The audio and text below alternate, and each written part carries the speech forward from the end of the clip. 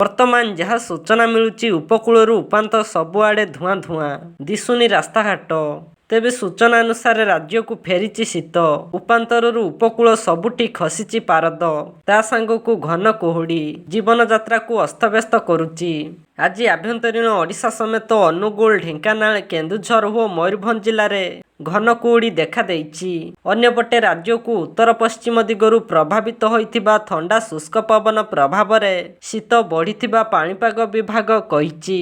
ସେହିପରି 31 ତାରିଖରୁ ପୁଣି ଭିଜିବ ଓଡ଼ିଶା। ପଶ୍ଚିମା ଝଡ଼ ପ୍ରଭାବରେ ରାଜ୍ୟରେ ପୁଣି ବର୍ଷା ହେବ ବୋଲି ପୂର୍ବାନୁମାନ କରିଛି ଆଞ୍ଚଳିକ ପାଣିପାଗ କେନ୍ଦ୍ର। ବିଶେଷ କରି ଉତ୍ତର ଆଭ୍ୟନ୍ତରୀଣ ଓଡ଼ିଶାର ଅଧିକାଂଶ ଜିଲ୍ଲାରେ ହାଲୁକାରୁ ମଧ୍ୟମ ଧରଣର ବର୍ଷା ହେବାର ସମ୍ଭାବନା ରହିଛି। ବଙ୍ଗୋପସାଗର ବଳୟ ତଥା ପାର୍ଶ୍ୱବର୍ତ୍ତୀ ଓଡ଼ିଶା ଉପକୂଳରେ ଗୁରୁଚାପ ବଳୟ ସକ୍ରିୟ ଥିବାରୁ ଉପକୂଳ ଓଡ଼ିଶା ଓ ସଂଲଗ୍ନ ଜିଲ୍ଲାଗୁଡ଼ିକରେ ଗୋଟିଏ କିମ୍ବା ଦୁଇଟି ସ୍ଥାନରେ ବର୍ଷା ହେବାର ସମ୍ଭାବନା ରହିଛି।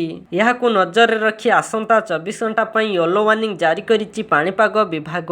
ପଶ୍ଚିମା ଝଡ଼ ଓ ଗୁରୁଚାପ ବଳୟ ସକ୍ରିୟ ରହିଥିବାରୁ ଜଳୀୟବାଷ୍ପପୂର୍ଣ୍ଣ ବାୟୁ ଓଡ଼ିଶାକୁ ପ୍ରବେଶ କରିବ। ତେବେ ଆସନ୍ତା 2ରୁ 3 ଦିନ ମଧ୍ୟରେ ତାପମାତ୍ରା 2ରୁ 3 ଡିଗ୍ରୀ ପର୍ଯ୍ୟନ୍ତ ବୃଦ୍ଧି ପାଇବ। ପରେ ତାପମାତ୍ରାର ବିଶେଷ ପରିମାଣର ପରିବର୍ତ୍ତନ ହେବାର ସୂଚନା ନାହିଁ ବୋଲି କହିଛି ଆଞ୍ଚଳିକ ପାଣିପାଗ ବିଭାଗ।